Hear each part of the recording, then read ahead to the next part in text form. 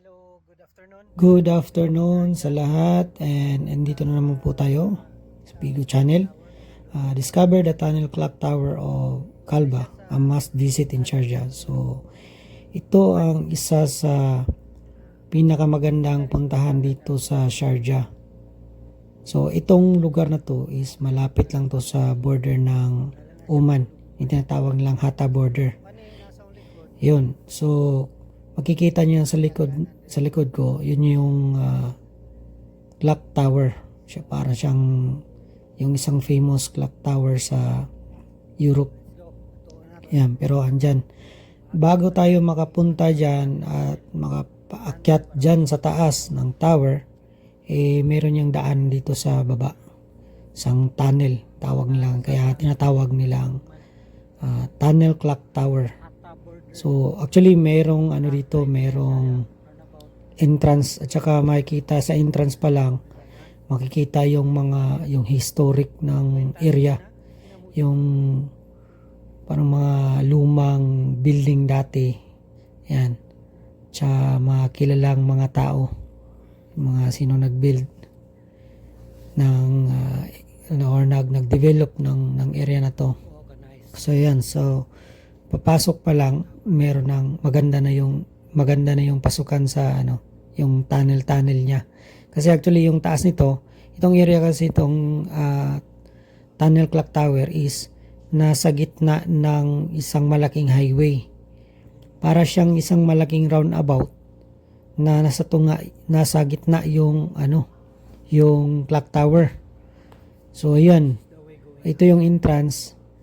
Tapos ang swerte lang namin dito na pagpasok namin is nakausap namin yung mga Emirating nakabantay, and shoutout sa mga Emirating nakabantay dyan. Thank you sa pagpapasok sa amin ng libre. Actually may bayad yan, so I don't know kung magkano ang bayad, pero that time kasi walang tao, kami lang yung pumasok dyan kasi nga din Ramadan.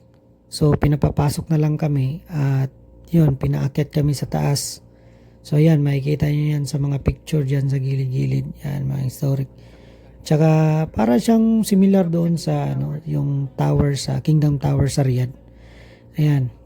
So nakalagay din dyan every floor kung ano yung mga rooms. So ito na yung taas. Kung makikita nyo yung isang highway na yan hanggang doon sa dulo. Yan. Doon sa unahan, yun na yung Oman, yung makikita mo yung bundok na yan, Oman na yan. So yung isang mahabang straight yan, papunta na yan sa border ng Oman, yung tinatawag lang Hatta border. Tapos yun, isang island din sa kabila, siguro reclaim siguro yan na island. Yan. Tapos yung sa gilid din niya, ayan, yung sa kabilang side, I'm not sure kung siguro papunta na yung Dubai or proper city ng Sharjah or Calba City. Yan. So I'm not sure, basta siguro siguro yan na yung proper city ng Calba. Yan, kasi magkalapit lang yan eh. Tapos yan, isang lang to, maliit lang na area to na sa tower. So yan, kung makikita nyo dyan sa gilid, mayroong isang malaking university dyan. And kung alam nyo yung university na yan, pa-comment na lang sa video na to kasi gusto kong malaman talaga yung anong pangalan ng university na yan. Ayan. Tapos yung pinarka namin dyan sa gilid lang yan, sa baba yan sa gilid. Ayan yung university, yan, malaking university. Napakagandang university at malaking university. So ito yung experience namin dito sa Tunnel Clock Tower dito sa Calba City. Actually ito, sa babang floor na to, meron siyang kapihan.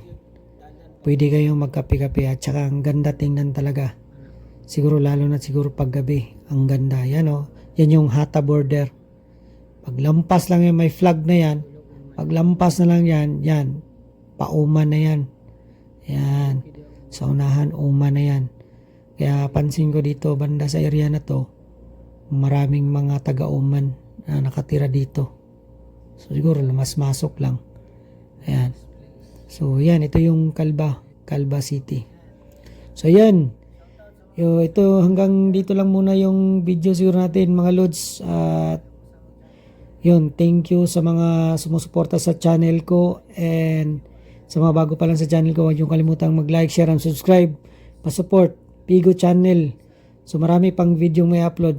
Maraming salamat and God bless po sa lahat.